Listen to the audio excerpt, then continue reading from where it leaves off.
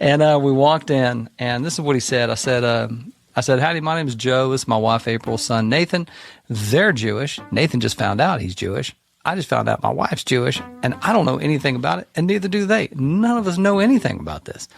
And he kind of looked at me like it wasn't his first time hearing this, and he goes, you want me to just explain it all to you? I said, yes, that would be great. Thank you. And he goes, all right, here's the deal. He looked right at me, and he said, there is one God, and there's nothing wrong with you. He said, you are loved by God exactly as you are, whether you're Jewish or not. You're part of creation and loved by your Creator. That was Joe Buchanan discussing the song How Many Hours, which Liz Hanlon and I wrote after being inspired by Psalm 62. I'm Shep Rosenman. This is The Rest is Commentary, where we discuss what songs inspired by the Psalms or Tehillim inspire in my guests. Texas-born and river-raised, Joe Buchanan makes country music steeped in Torah and Jewish spirit. After discovering his wife's Jewish heritage, Joe began a journey that led to conversion, healing, and a vibrant new path. Blending classic Texas sound with deep faith, his music tells stories of belonging, struggle, and celebration. He's toured across the U.S., leads residencies for Jewish communities, and hosts a thriving online community known as the Small Town Tribe. Joe continues to open doors through music rooted in tradition and spirit.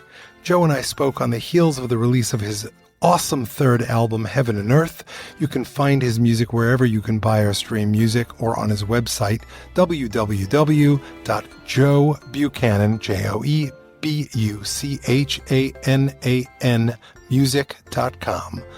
Joe and I will be talking about music's power to build community and provide solace during challenging times, the significance of storytelling and songwriting, the role of spirituality and personal beliefs in shaping one's artistic journey, silence, immigration and belonging, the divinity of basic human actions and interactions, and yes, the episode includes 4 songs performed live, 2 from Joe and 2 from me, and we talk about so much more. This episode is going to sound a little bit different than most of our others because Joe was ready to record the episode, and I thought we were just going to be schmoozing. There I was with my iPad, my computer being repaired at the same moment by my firm's IT company, when Joe asked me to pick a song for him on the spot and to play it. We each ended up sharing a couple of songs, including 2 songs from Joe's new album, Heaven and Earth. Let's listen in. I got one, and I think it's an interesting choice. Yeah? For you.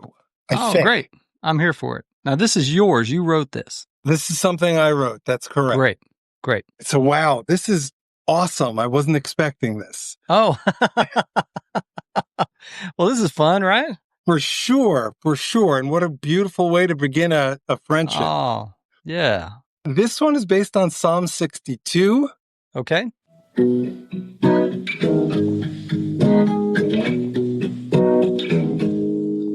She sits on the steps of her small wooden home. 4 kids sleep beneath woolen blankets.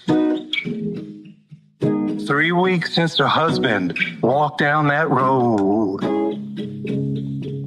to find them all a better home. Off in that faraway land, olive trees and desert sand. How many hours since he walked down that road? How many hours has our heart felt this numb? How many hours since he walked down that road? Will he ever call for them to come?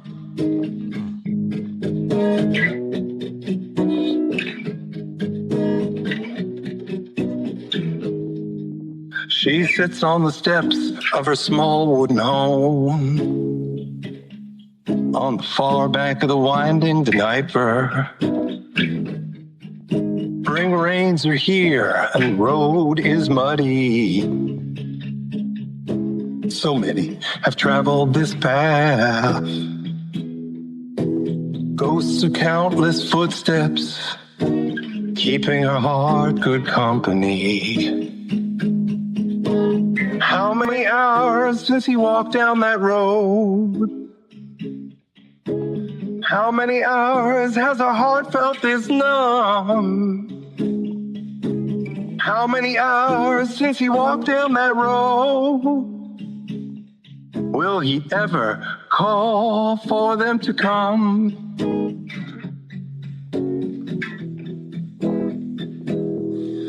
She looks toward the mountains. She looks toward the river. The blue-black water rushing to the sea. She searches for hope while her body shivers. Salvation is an uphill climb. Salvation will come with time. She sits on the steps of her small wooden home. Sun's coming up, time for breakfast. Will today be the day that she gets the word? Time to travel down that path. Carry their home on their backs, climbing uphill all the way. How many hours since he walked down that road? How many hours has our heart felt this numb? How many hours since he walked down that road? Will he ever call for them to come? Will he ever call for them to come? Will he ever call for them to come? I have questions. Can I ask you questions? Please. I'm absolutely going to tell you kind of what I felt and how it went and everything, but I definitely have questions. Number one, who are your influences, Shep? Do we have 3 hours? Like it's just like a couple, like some of your biggest influences. I mean, from the early times of listening to music, the first album that I fell in love with music was Sgt. Pepper's. The next one was Songs in the Key of Life. No, it was Signed, Sealed, Delivered, Stevie Wonder. And that was around the same time that the Diaspora Yeshiva band started playing at my high school. So like it's this wild amalgam. From there, I moved to Stevie Ray Vaughan and King Crimson and Freddie King and really all over the place. But in the last 15 years, I've been spending a lot of time with a group of song schoolers that's run by the Planet Bluegrass. I go there every summer that I can.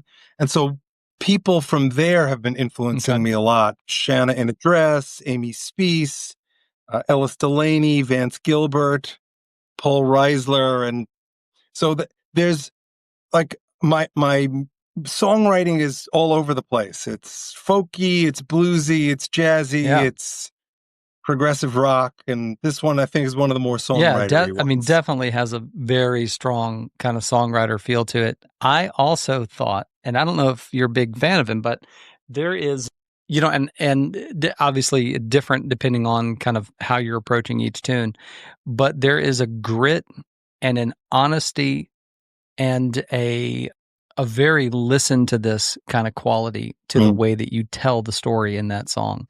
Oh wow. There's a pacing to it that makes it important. You keep coming back to her and her porch and when will these things happen? And then of course the nice change with the salvation part and it kind of climbs up. It's like, that was so nice, kind of the Kavanagh and the music matching the sort of the Keva, everything. And it very much reminded me of the first time I listened to The Ghost of Tom Joad by Bruce Springsteen. Oh, wow. Which just knocked me out of my socks. It was so quiet and so intense at the same time, super honest, and its pacing was like, I always think of like important pacing. It's important enough that we're telling you this in the time that I'm going to tell it to you. And that time is just as important as whatever it is that I'm saying. And I mean, I was hanging on every word. It was great. What a great song. You're making my day, man. Well, it felt good, and I appreciated when you were like, "Oh, Psalm 62." I was like, "Okay," so I was ready for that. I love the fact that you built a story around it. I love the fact that you built a story around it. There's a lot of times that, you know, somebody will play something for me or hear something, and it's like it's almost just a direct translation or a direct taking of one, and you know, putting a good melody with it that makes sense. I really appreciated the storytelling aspect of this. Very, very, very, very thankful you shared that. Well, so a couple of things. Yeah. I spent hours singing Born to Run in Darkness on the Edge of Town in front of the mirror. Because, first of all, I love Springsteen's music, Yeah. but we share a birthday. So I'm the next Bruce Springsteen. I mean, clearly. I'm not. Clearly. But like that, he was a big, I didn't mention him before, but he was a big influence. He's one of the artists that I sat down and learned as a guitar player, note for note. Him, The Police, Mark Knopfler, Yeah. Adrian Belew. I tried, was not always successful, but that was a big part of the process. And I think there's a crossover between what we do as developing musicians with what, in my opinion, should happen as someone who's spiritual and religious. And that clearly ties to your story in that you have to learn the mechanics. Right. You have to understand structures. Even if you can't name the deep structures, you have to understand how they work, and they come out in your voice, and they come out in your playing. And it's only once you've understood those structures that you can start making it your own and telling your story. That's exactly it, right? We're gonna learn when you first start doing everything, right? We're gonna learn the prayer.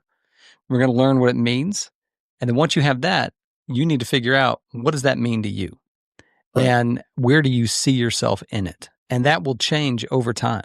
As a songwriter, what a tremendous challenge! What a beautiful challenge, right? To be able to go, you know, how would I say this based on my experience? How I reflect on it? How do I honor what's there without changing what's there? But also, how do I make it my own? How do I make this my prayer? How do I do that? It's a beautiful challenge. I don't write a ton of prayer melodies. And part of that comes from, you know, as someone who joined the tribe later on, there's a deep sensitivity there that is a little maybe different than like some folks maybe who, you know, were born into the home, so to speak. I have that strong idea, that knowledge that I've been welcomed here. These are my people. I've been accepted, but I also didn't grow up in this house. So like, I'm trying to be real careful. I don't want to knock any of the nice stuff off the tables, you know? So there's like kind of that fine line to walk, and I'll only approach, you know, prayers or psalms or anything like that if I have a strong need to reconnect with that prayer. If it's just become rote for me, then I will stop and go, okay, it's time to write a song around this so that I can kind of reconnect to what it is we're saying. But yeah, I thought that was stunning. I appreciated the drive too in the guitar. When you first started with that, I was like, okay, we're chugging along, you know, which is not always what you expect, like with a song. But I mean, you were just going. But then the words came in, and the intention hit, and I was like, oh heck yeah, like this is exactly right. It was great, man. This was just as interesting. It stood out to me. There was a need in the music. There's a need from the ear of the listener between these two figures and this idea of salvation and wanting that, and where is it and when is it coming, and she's just waiting and all this. There's this need. Once you come back to she's sitting on her porch, there's a strong desire for me as a listener to go, okay, now what? Now what? What's the next thing that's going to happen? So you're kind of asking the question in the song that the listener is feeling. They're feeling that question as you're telling the story and bringing it into the story. That's great, man. That was great. Thank you. That's great songwriting. It's one of those things where, so I participate regularly in something called fearless songwriting. I'm a lawyer by day, or by way of making money, but Great. I'm up late at night and this is what I do whenever I Right on. can. And so this is one that it came out of a prompt. There was a picture of a woman on a porch. And I often start the process by doing a stream of consciousness, and the Sure. image evoked in me my family's history, which, the first generation American, my parents were both born in Jerusalem, and my mom's family was there first. She was the seventh generation there. My dad's was the fifth generation. But before that, the story goes that my great, great, great, great, great, great grandfather left Stulin in Russia. On my father's side, we come from the Karlin Stulin community. Those are the screamers when they pray, when they daven. And she wasn't sure when he was coming back. So it's essentially my take on her story. But Right. there's clearly there's an immigration conversation to be had about what's going on in this country. There's an immigration conversation to be had in Europe. And take it one step farther, there's an immigration conversation to be had about where one starts and one goes. And that's why I was like, oh, this is for you, because it's, for me, evocative of your story. Where did you go? Are Right. people still waiting for you to come back? How does that? And if you're comfortable talking about that, I'd appreciate it. I assume by people wanting me to come back, you mean like previous life before I sort of became Jewish. The interesting thing about choosing to go through the process, one of the many, many interesting things about choosing to go through the process to become Jewish, is that you will quickly find out some things. Your friends, if they're actually your friends, they could not care less. They're just glad that y'all are in the same life. That's a beautiful thing. The family that truly loves you, they couldn't care less. And then you find out the family that doesn't. I'm very close with my wife's side of the family. So that kind of tends to be how I answer that question. Right. Did I ever tell you what the rabbi said? Never heard this, or what a rabbi said to me that convinced me to want to do this? Even if you have, tell it again. Yeah. So, I found out April was Jewish after we were married 13 years. She thought I knew the whole time. And it's a true story. I won't go into all that. It's pretty wild. But, we both were like, hey, let's just find a rabbi who could maybe tell us what's going on. Because she didn't know anything. Her family she was born in a military family. And, her tree, like my own, hit by lightning many times and lived all over the place, in Greece and Missouri and here and there and everywhere. And there was no synagogue, no community, no summer camp, no candles on Friday night, no anything. She was Jewish through her mother, through her grandmother, kind of on back this line of Russian Jews. And we were like, well, let's find a rabbi, see if we can get some answers, figure something out. So we found this rabbi close to the house. That's the only reason we went there, is because it was close. And we walked in, and this is what he said. I said, howdy, my name is Joe. This is my wife, April's son, Nathan. They're Jewish. Nathan just found out he's Jewish. I just found out my wife's Jewish, and I don't know anything about it, and neither do they. None of us know anything about this. And he kind of looked at me like it wasn't his first time hearing this, and he goes, you want me to just explain it all to you? I said, yes, that would be great. Thank you. And he goes, all right, here's the deal. He looked right at me and he said, there is one God and there's nothing wrong with you. He said, you are loved by God exactly as you are, whether you're Jewish or not. You're part of creation and loved by your creator. He said, you do good because it puts good in the world. He goes, it's not for a reward later on or some fear of punishment. He said, the good you see in the world is the reward for doing good. And he said, and as for what happens when you leave this world, we don't know. He said, the soul goes back to God who gave it, whatever that looks like. That's not the important part. He said, this is the important part. This is a gift that you've been given, and you've got to take care of it. Take care of you, take care of those around you, and help take care of the world. That's it. I said, is that all of it? He goes, no, there's a lot more than that. And, it was like 30 years of therapy all at once. I'd never had an adult, and I was an adult when I heard this. I'd never had an adult say anything like that to me except for my grandfather when I was like 5 years old. Do you remember what your grandfather said? Yeah, well, I remember he called me over to a window and he said, he asked if I believe in God. I said, I do. And he said, what do you know about God? And I'm like, I know God sees me, because my grandmother would always be like, Joe, God knows you didn't go to bed on time, or God knows you didn't finish your dinner. So I was like, God's watching, I guess. And he said, well, you can see the hand of a creator in the way the world is put together. He was like, you can see God in how the world works. There's a design, and you can see God in people. That's amazing. Amazingly Jewish idea, right? But like, they weren't Jewish at all. They weren't, I guess they were Christian, my grandparents were, but there wasn't a Bible in the house that I remember, and they certainly didn't go to church that I know of. But my whole experience with exploring religion was from that sort of viewpoint. So because my grandfather said that to me, I remember asking, what does God want from me? And he just said, live a good life. He said, I think that's all God can ask of us, is live a good life.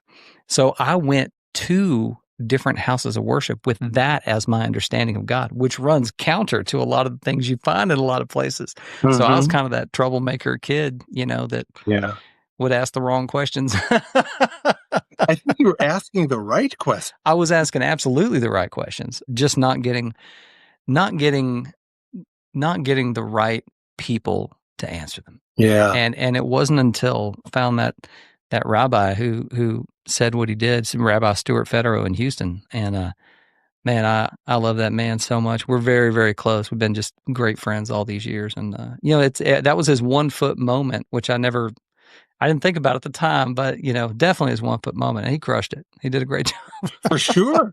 He crushed it. And that ties back to what my podcast is called, The Rest is Commentary. It's, like Hillel says, what's it all about? Love thy neighbor as thyself, or do not unto others as you would not want to do to you. The rest is commentary, but we lose the next piece, which is now go and learn. Go and learn. Right? And I think that's what it's all about. And I think that as songwriters, that's what we do. Like your new album, even the songs that aren't obviously Jewish, like More Love Songs. What's that one? Oh, yeah. A Few More Love Songs. A Few More Love Songs, right? There's so much Jewish in that, even though it's not clear. I really appreciate you saying that. Thank you. Yeah. Do you want to play that? Sure. Yeah. Or something else? I mean, I was going to play Better Angels for you, but I can certainly play a few more either one songs. Or both. Well, yeah. Let me see how we can do a few more love songs first here. We need a few more love songs, more dance around the room songs, and more holding on songs, more love songs. Yeah, more love songs. When I look at you, I see every good dream I ever knew. When you reach out your hand to me, the world lights up, as far as I can see. And in everything that I do, I carry with me all of you, and your love, lights the way. Goodness comes from goodness done. You've done more than I've undone, and I thank God for you every day. So I say, we need a few more love songs, more dance around the room songs, more holding on songs, more love songs. Yeah, more love songs. You give morning and more meaning, and I see you disbelieving, but I tell you, love, it's true. I've had good days and great days, and I can't get enough days, and I never had a day like a day when I'm with you. Well, in everything that I do, I carry with me all of you, and your love, lights the way. Goodness come from goodness done. You've done more than I've undone, and I thank God for you every day. Just by listening and loving, and more than a little struggling, we've held on to who we said we'd be. And the years ahead, they will fly by. We'll say, slow down, just slow down. We need a few more love songs, more dance around the room songs, more holding on songs, more love songs, yeah, more love songs.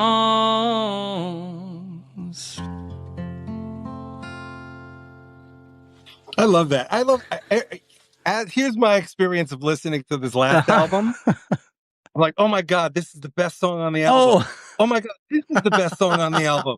Oh my God, that was my experience of listening to this. Oh, that's kind. Thank you. It's nice to hear. So I opened this one by saying, it wouldn't be clear that it was Jewish, but like as I listen to it now, like you have a little bit of light, and of course there's I thank God every day. That's Mizmor LaTodah, one of the Psalms, and the notion of dancing comes up over and over in the Psalms again.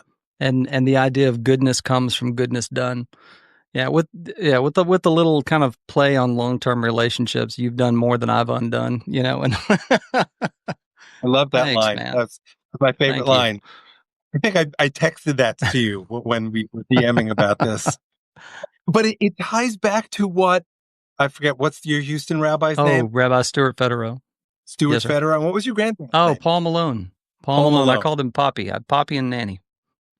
Nice. I think the song ties back to all that. Yeah. And it ties into this notion that, we say this in Aleinu, right? I think this is our national mission, L'takein olam b'malchut Shaddai, v'chol b'nei basar yikru et shemecha, to repair the world from within God's sovereignty. Yeah. And all of humanity will call in your name.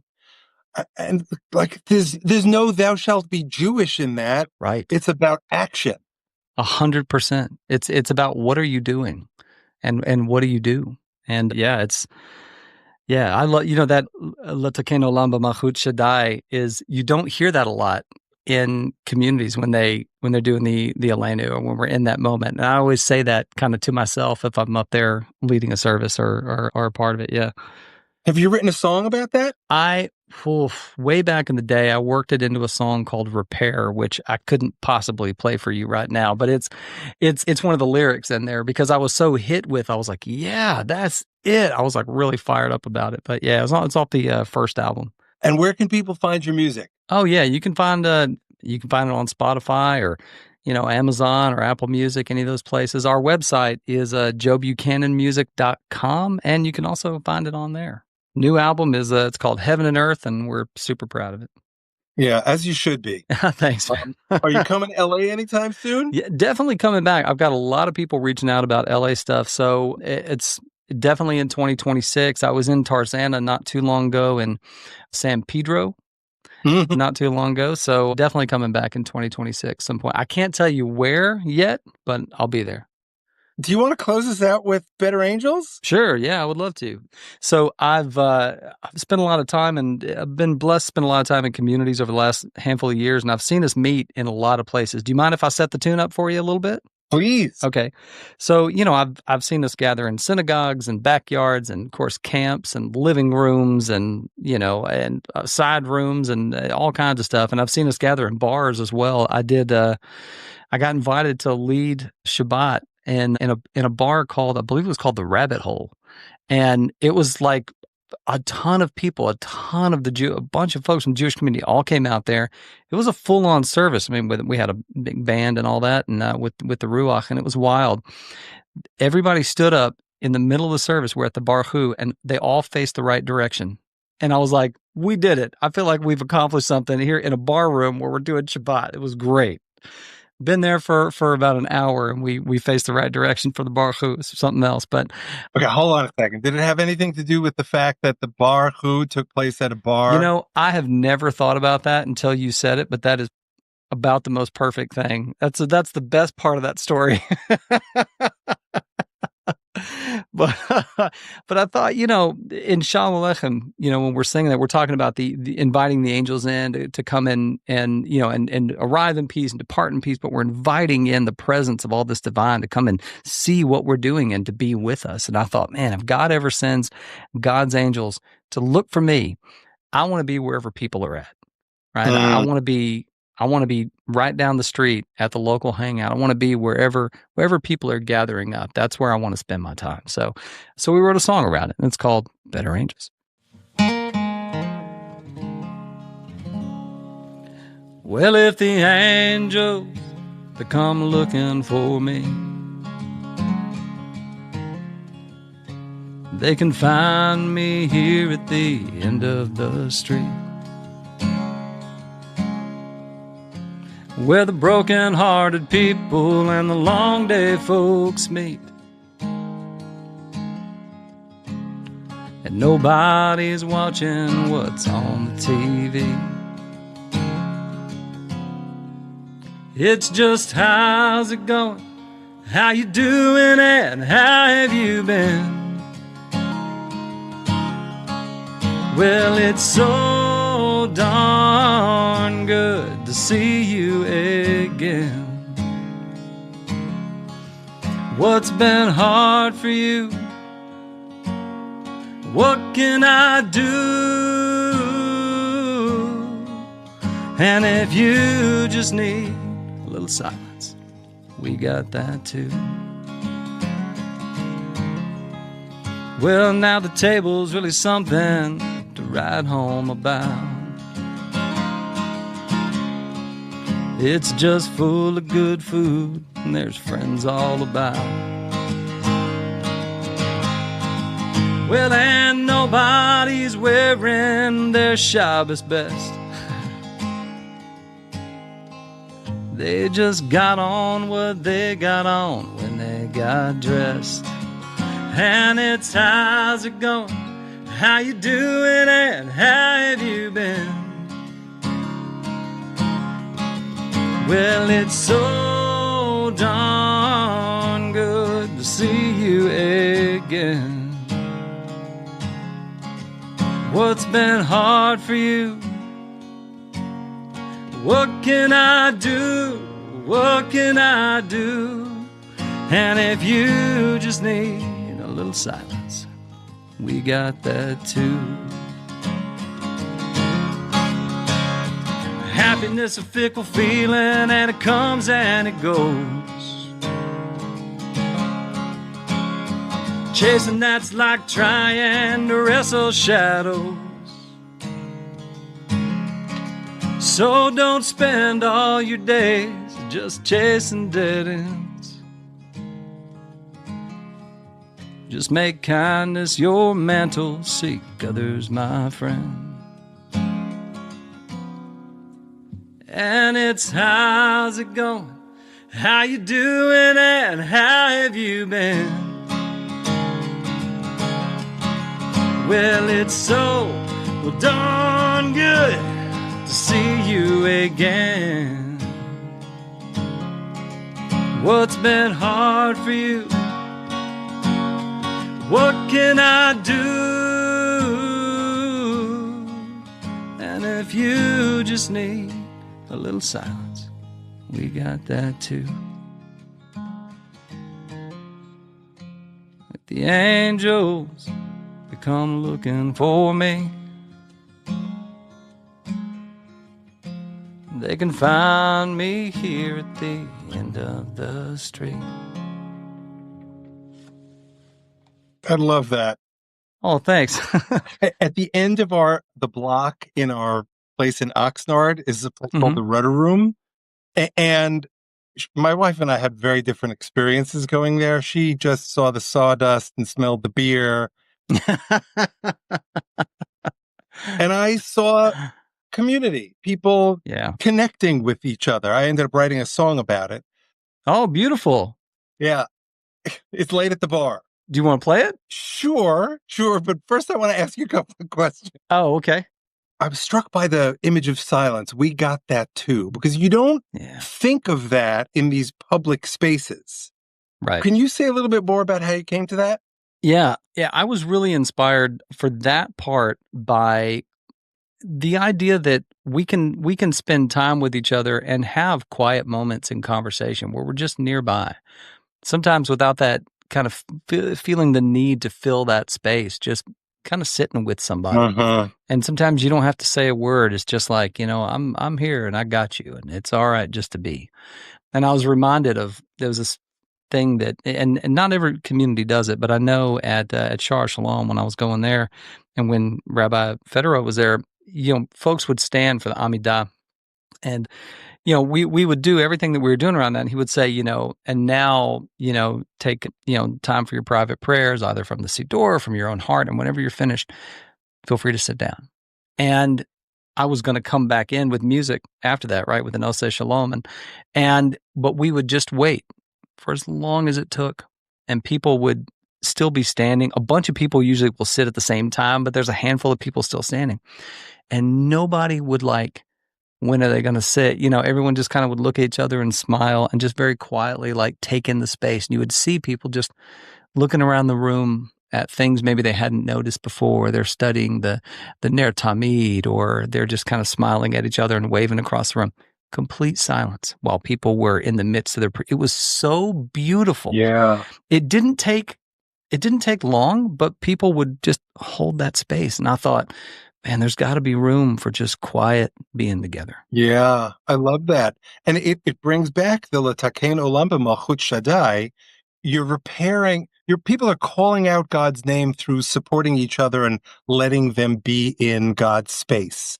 Absolutely. Not necessarily like a shouting out, it's just a silent hold. Yeah. And this connects me to the moment I'm in. My wife's brother, Howard, died last Thursday, so we're in the Shiva period, and it's fascinating to see when there's a need to talk, for me or my wife or my mother-in-law, and when there's just a need for silence, and to see how people engage with that. Some people can't abide by silence, and others are just happy to sit and hold a hand or hold an eye lock. Yeah. And these are all expressions of finding that connection and meeting. Absolutely. I remember we talk about the concept of B'Tselem Elohim a lot. And, when Hurricane Harvey came through Houston, it was very tough for a lot of people to look outside their window and see God, because we pray for shelter and safety and security, and we say we're thankful for all those things, and then to look out the window and the house is just filling with water. And where is it? Where are these things that we're always saying thankful for and that are provided? And it was wild to explore that concept and then realize that you could see people helping people everywhere. Human chains helping to get people out of trapped cars. The next morning, chainsaws down the street, people helping to clear trees, and neighbors just out helping neighbors get things out of their houses. And it was like, it's like Mr. Rogers said, right? You look for the helpers, and you can see God in the goodness of other people. And if we ever struggle when we're just looking at the world and we go, where is God? Look to your fellow human beings that you're sharing a life with. Right there. It's right there in the goodness of other people. And so that was a big inspiration for this tune also, just that comfort there can be in knowing that you're not alone, and that we're sharing a lifetime together. That's beautiful. I love that. Oh, thanks. So should I close out with a slate at the bar? Yeah, absolutely. Absolutely. I would love that. I'd be honored to hear another tune. All right, sweet. And then we'll have to get together so I can tell you then what I thought about it and what it made me feel. Slate at the bar, the one just north of the harbor, where the sea lions bark and the sawdust sleeps on the floor. Locals with margaritas and Mai Tai umbrellas, we're turning sadness into dancing in the garden next to the bar. We are who we are, dancing in the garden next to the bar. We're wearing flip-flops, Hawaiian shirts and tank tops, tan skin, Oxnard sun, scent of beer and peppermint schnapps, alienation and quiet desperation. We're turning sadness into dancing in the garden next to the bar. We are who we are, dancing in the garden next to the bar.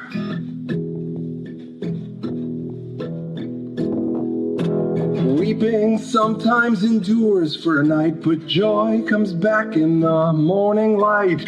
Everyone's welcome here. Everyone's welcome here.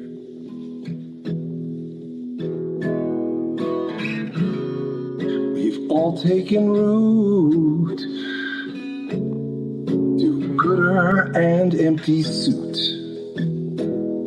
We see each other raise glasses, a silent salute. Our time in this place lifts us up with cheers and with grace. We're turning sadness into dancing in the garden next to the bar. We are who we are, dancing in the garden next to the bar. We are who we are, dancing in the garden next to the bar.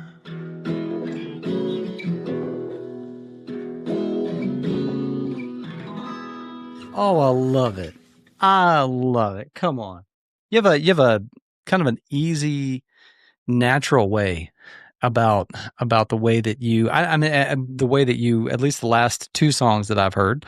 And when I say like an easy, natural way, I mean, it's like, it's so comfortable just to be in the song and to enjoy the story. There's a lot of times, I think a lot of times, sometimes you hear something that like, it makes you work sometimes to sort of enjoy it. You're having to do a lot of thinking, you're having to do a lot of this, and all of those, all the cleverness is in there in the song, but there's sort of an invitation that is very easy to be part of. And it's all the complexity and all the cleverness and all the beautiful lyrics, it's all in there, but it's comfortable to be there, and which makes more room to enjoy it. You have a great way about the way that you approach songwriting. It's just beautiful. Well, thank you, Joe. This was really great. And I look forward to continuing the conversation. Me too. I look forward to it. Thanks a bunch for your time. Thanks for having me. Thanks so much for listening. Special thanks to Joe Buchanan for joining me, to Liz Hanlon for co-writing both How Many Hours and It's Late at the Bar with me, to Devin Schwartz for his help in producing this episode, especially on a rush basis, to E. Rose for his help producing this episode, and to Jessica Hanna Sweedler for her help on social media, to Liat Silvera for designing the podcast logo, and to my wife Shari, who gives me the time, space, and support to make the music and this podcast happen. I haven't recorded How Many Hours yet, but you can find It's Late at the Bar and all of the other songs in this song cycle on most platforms that stream or download music, including Spotify and Apple. How Many Hours will make its way onto those platforms at some point as well. In the meantime, definitely check out Joe's music while you're there or anywhere else you listen to music. You can also find a discussion with Rav Hanan Schlesinger about It's Late at the Bar in episode 14 of this podcast. In the next episode of The Rest is Commentary, I'll be talking with Rabbi Bradley Shavit Artson. We discuss the difference between being reflective and being judgmental, dealing with judgmental people, strategies for not being judgmental, being kind to yourself, beauty in the mundane, where creativity comes from, strategies to add juice to your creativity, honoring family heritage and tradition, and so much more, all inspired by Rabbi Artson's thoughts after listening to Holy Hands, which is inspired by Psalm 134. Please join us.